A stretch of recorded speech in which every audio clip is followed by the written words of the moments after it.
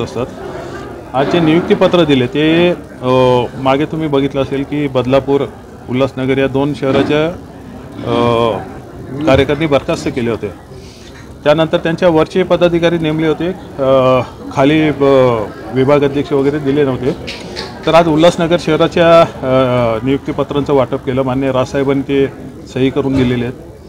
खरं तर मान्य राजसाहेबांची इच्छा होती की तिकडे शिवतीर्थावर जायचं, परंतु गडबडीत आम्ही त्यांना विनंती केली, त्यामुळे इथे सर्व नियुक्तीपत्र देण्यात आली. खास करून कल्याण ग्रामीण विधानसभेत गटाध्यक्ष लेवलपर्यंत आम्ही नियुक्ती आमच्या झालेल्या आहेत. जवळजवळ 600च्या वर आमची इथे पदाधिकारी नियुक्त आहेत. त्याची काही लोकांची पदं द्यायची होती, ती पण आज दिली. म्हणजे आम्ही एक परवाच्या सभेसाठी, मेळाव्यासाठी एक रॅली काढली होती. कल्याण पूर्वेला काढलेली, डोंबिवली शहरातनं काढलेली, इथे कल्याण ग्रामीण मतदारसंघात एक माहोल बनवण्यासाठी काढलेली. तिची सांगता इथे आज झाली. आणि एकंदरीतच सर्वांचा उत्साह तुम्ही पाहिला असेल की आमचे कार्यकर्ते कसे जोमात आहेत. परवाच्या मेळाव्यासाठी आगामी मान्य राजसाहेबांचे काय आदेश येतात त्यासाठी सगळी तयारी. काय वाटतं एकंदरीत काय आदेश येऊ शकतात साहेबांचे? कारण की ज्या पद्धतीने तुमची तयारी दिसते ती लोकसभेला उभी राहण्याची दिसते. नाही, तयारी आमची नेहमीच असते. 2019चा तुम्ही आमचा कल्याण ग्रामीणचा अनुभव बघाल तर मान्य राजसाहेबांनी एक जेमतेम 30 दिवस आधी आम्हाला सांगितलं की लढायची. त्याच्या आधी आम्ही निवडणुका लढणार नव्हतो. तुम्हाला आठवत असेल की EVMवरनं पण काही आमच्या प्रेस वगैरे झाले होते काही पक्षाच्या नेत्यांसोबत. त्यामुळे आम्ही महाराष्ट्र सैनिक आहोत.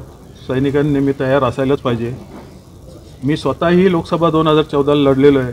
त्यामुळे इथली या लोकसभा क्षेत्राची बांधणी कशी आहे, दाटणी कशी आहे, सगळं आम्हाला नॉलेज आहे. त्यामुळे असं नको व्हायला की मान्य राजसाहेबांनी परवा आदेश दिला आणि आम्ही तयार नाही, तर असं कधी होणार नाही. आम्ही यावेळेस पण इथे समजा आदेश दिला मान्य राजसाहेबांनी तर आम्ही तयार आहोत. महायुतीच्या ज्या चर्चा सुरू आहे, कसं आहे माहिती आहे का, ही लोक एकत्र लढलेले आहेत. आता त्याच्यात अजून एक पक्ष आलेले आहे, ते पण गट आलेले आहेत. मी मागेच एकदा बोललो होतो की लोकसभा तर ट्रेलर आहे, खरा पिक्चर दिसेल विधानसभांना. आणि हा त्यांचा विषय, त्यामुळे आम्ही जास्त काय बोलू शकत नाही याच्यात. परंतु ह्या गोष्टी घडणार आणि मोठ्या प्रमाणावर या भविष्यात घडणार. पालिका लेवलला अजून मोठ्या प्रमाणात होणार. अशी वेळ येईल की यांची त्यावेळेस युती पण नसेल.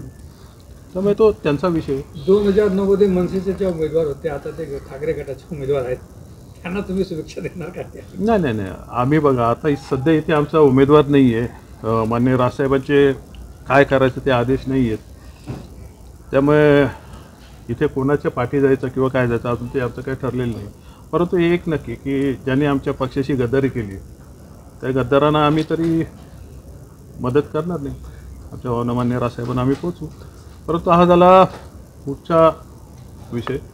शेवटी आमच्या भावना काय आहेत त्यापेक्षा आमच्या साहेबांचा आदेश काय आहे ते आम्हाला महत्त्वाचं आहे. महायुतीमध्ये जाण्याच्या ज्या चर्चा आहेत, आपले उमेदवार देण्याचं सांगितलं जात होतं, काय कितपर्यंत आहे, काय त्याच्यावर नाही अजून तर असं काहीच घडलेलं नाही. आमच्यासमोर मांडलेलं पण नाही आहे मान्य साहेबांनी.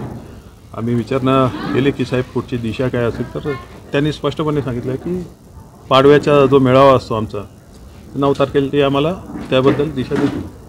नेमकं पाडव्याच्या वेळेला जो मेळावा आहे, काय नेमकं गोप्यस्फोट कशावरती असणार आहे आणि काय आपलं म्हणजे अजूनही मान्य राजसाहेब काय बोलतील हे आमच्या शर्मिला वहिनी पण सांगू शकत नाही. त्यामुळे आम्ही काय सांगणार.